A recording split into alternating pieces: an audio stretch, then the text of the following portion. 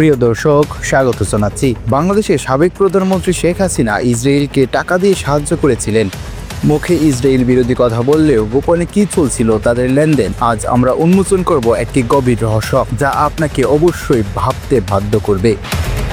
সাম্প্রতিক তথ্য বলছে শেখ হাসিনার শাসনামলে ইসরায়েলের কাছ থেকে বিভিন্ন যন্ত্রপাতি কেনা হয়েছিল, কিন্তু এই যন্ত্রপাতির পেছনে লুকিয়ে আছে আরো বড় ধরনের রহস্য।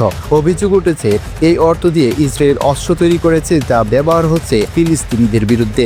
হ্যাঁ, শুনতে অবাক লাগলেও এই তথ্যই এখন সামাজিক যোগাযোগ মাধ্যমে ভাইরাল হচ্ছে। শেখ হাসিনা বরাবরই বলে এসেছেন তিনি ফিলিস্তিনিদের পক্ষে। 2023 সালে জাতিসংঘে দাঁড়িয়ে তিনি ফিলিস্তিনিদের অধিকারের জন্য লড়াইয়ের প্রতিশ্রুতি দিয়েছিলেন, কিন্তু পর্দার আড়ালে তিনি চলছিলেন পুরো উল্টো পথে।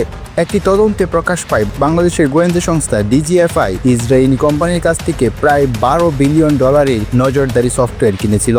এমনকি ইসরায়েলি বিশেষজ্ঞরা বাংলাদেশি কর্মকর্তাদের প্রশিক্ষণও দিয়েছে হাঙ্গেরিতে।